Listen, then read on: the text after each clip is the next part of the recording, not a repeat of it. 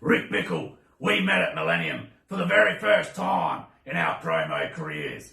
And yeah, after that match I cried. Not because I lost, but because I was so happy. We put on one hell of a show. We all did. Now you see, the history between Aussie versus Warchain isn't about two old timers that want one last run. No, Rick. The history of Aussie versus Warchain is about the honour and the respect we have for everybody here in the arts of wrestling. Our history is about the pain physically and emotionally, but most of all, Rick, and most important, why we do what we do. We do it for the thrill of entertaining the fans of the arts of wrestling. We live for this, Rick. Now I have family call me up and say, Chris, we know how hard the loss hit you at Millennium, but just remember how you bounced back and became one of the greatest entertainers the arts of wrestling has ever seen. And when I see how excited my 2-year-old son Chase gets when he watches our product, I know he will tell his children that their grandfather was one of the greatest. Now, Rick, you want to bury these moments? No, Rick. These moments are to be celebrated and be remembered for all time. Now, in January, I was in the main event at Millennium with you. And yeah, I didn't win that match. But you know what, Rick? It didn't matter. And I'll tell you why. Because we had over 1,500 people watch our match. We did our job. And just for 1 second after that match, Rick, 1 second, I heard my father's voice say to me, great job out there, son. You killed it tonight. That, to me, is a thrill of a lifetime. Now, according to you, Rick, I only have 2 brain cells left. And yes, my body hurts all over.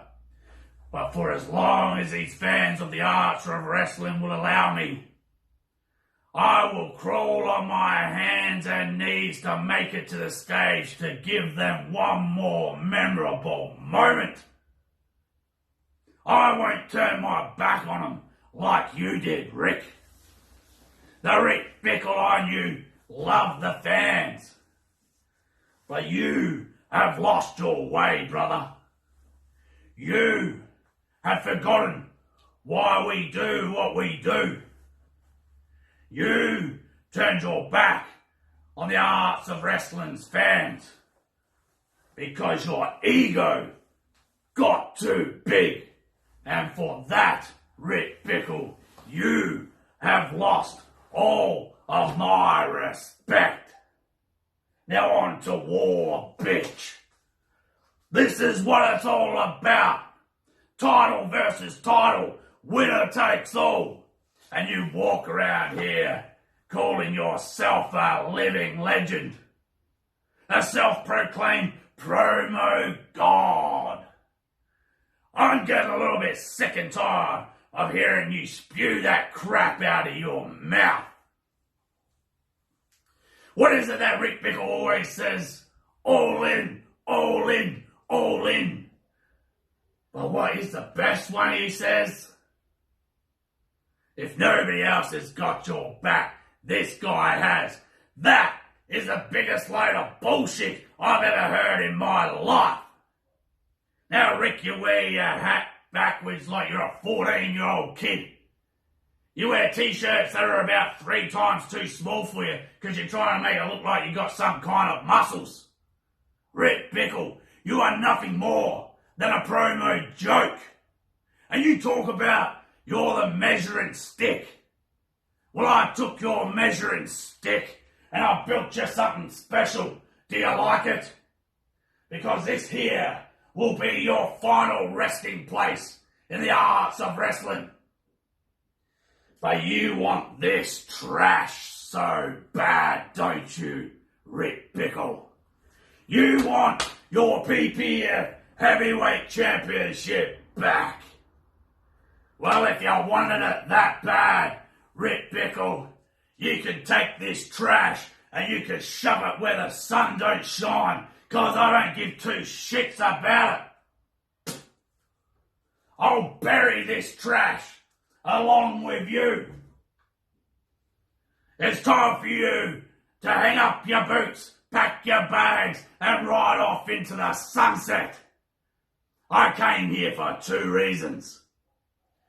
To take that Art of Wrestling Elite Championship back home where it belongs. And to end your career. So Rick Bickle, when I close the lid on this casket, not only will I take that Elite Championship from you, but I shall take your career too. Arts of Wrestling, I ask you all to rise while we play America's national anthem. And we say our last goodbyes to the walking traitor known as War Bitch.